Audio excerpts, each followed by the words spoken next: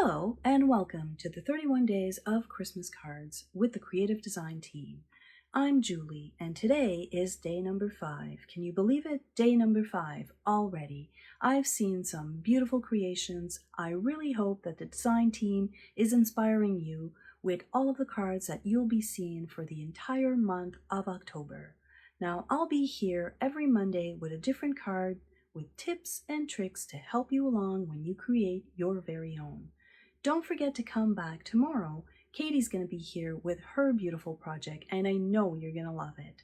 So each and every one of us will be posting a card a day until the end of this month.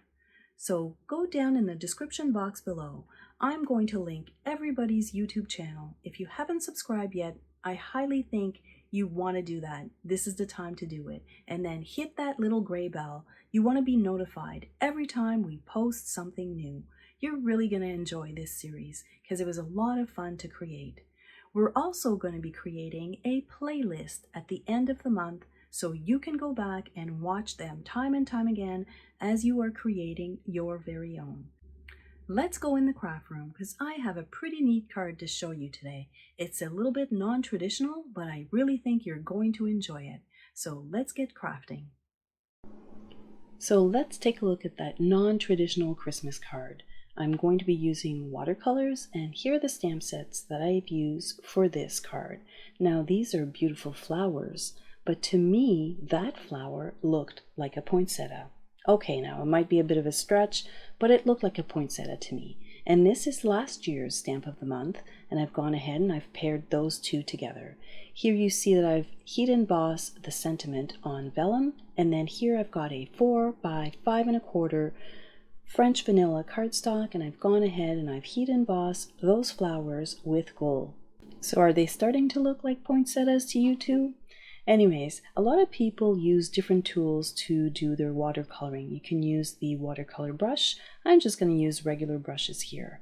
And I'm showing you on the top right corner where I started with those colors. I did go ahead and I mixed them up a little bit. So you've got the red, you've got the green, a little bit of gold, and the blue. So even if you try and match my colors exactly, it's watercolor. It's going to be really difficult for you, but this is a really good starting point.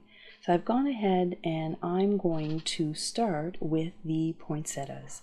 You'll see as I'm adding the red, they really do transform into a very abstract poinsettia.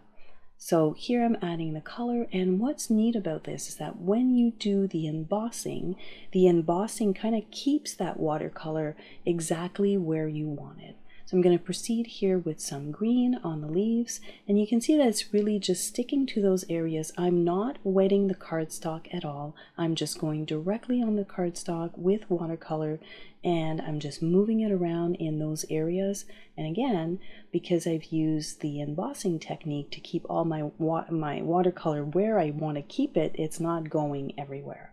I wanted to create this really cool effect in the background. So I'm going here with some blue, which is really going to help pop that really pretty poinsettia with the red.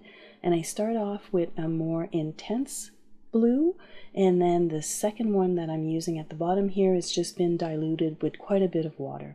And I'm really just moving that water around with the paint, and I'm just creating this really cool background. So I was really happy to see how that turned out, and it's really not that difficult. I'm just kind of going whichever way the paint is going to fall on the cardstock, and I really liked the organic look that it gave it. So next up here, I'm going to do some water splatters. And when I was looking at watercolor cards, I noticed that they do a lot of the splatters, but they use the same colors. I tend to go black with my splatters, but when you do the same colors, it just really unifies your card and it looks really pretty. I did add a little bit more blue, just a touch, so that's a little bit darker, but you can see here that it's really completing that whole background, and it gives it that really soft look. So I'm going to add some blue, and you see that I'm moving from the light to the watered down blue. So watercolor is not an exact science. You're going to have to really just go with it and have fun, because this was a lot of fun to make. And you can see here you've got these beautiful splatters, the beautiful watercolor. I'm going to set that to the side and I'm going to let it dry. I'm going to clean off my surface because sometimes I forget and then I mess up the insides of my cards. Wouldn't be the first time. So next up here, I decided that now that it's dry, I need a little bit more red, just like in the center of those flowers. And when you let it dry and you apply the second coat, if you want, it just gives it a little bit more definition. So here I'm using gold foil, and why waste the gold foil in the center? So I hollowed that out, and I'm just going to pop that onto the card base. Now I'm showing you here, don't use liquid glue on gold foil paper. Every time I've used it, it leaves kind of like a mark at the back, and it just doesn't look pretty. So I prefer using double-sided tape, and that way there's no indents or marks from the glue. I'm not sure how it's reacting, but I've had that issue. I'm not sure if you have or not. So we're going to pop that on the base, and then I'm going to put this piece right in the middle, and nobody's going to know that we've hollowed out that center. So, you know, every time you use vellum, it's always, how am I going to stick that down? So the easiest way that I've found to stick vellum down is that right now I'm using those tiny little micro dots, and I'm kind of sneaking them in back of the words, so in back of the white embossing, so that way you don't see them at all.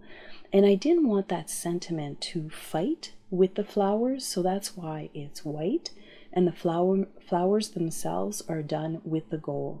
So I'm going to add a little bit of gold thread at the top and the bottom of that vellum piece, just to kind of anchor it a little bit.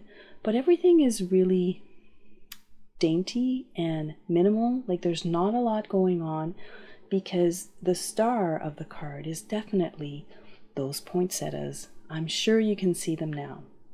So I'm going to add quite a bit of glue to the back of this card. It did warp a tiny bit because of course we were using water, so I'm going to use double-sided tape, and I'm going to finish off with a little bit of liquid glue, and I'm just going to put it all the way to the back on all of the surface, and I'm going to make sure to put it all around those threads so that they don't come apart when I give my card away. So I'm just going to pop that to the card front, and this card here is done. So I really hope that you've enjoyed this project with watercolor, because it was a little bit outside my comfort zone, but you know what, I'm really happy I pushed myself. Now remember, we used this flower, and there it is, my poinsettia, or my version of it anyways. Come back tomorrow for day 6 and see what Katie has in store for you. And remember, don't forget to subscribe to all of the Creative Design Team's channel. You won't want to miss the 31 Christmas cards idea that we'll be posting all month long. Thanks for watching.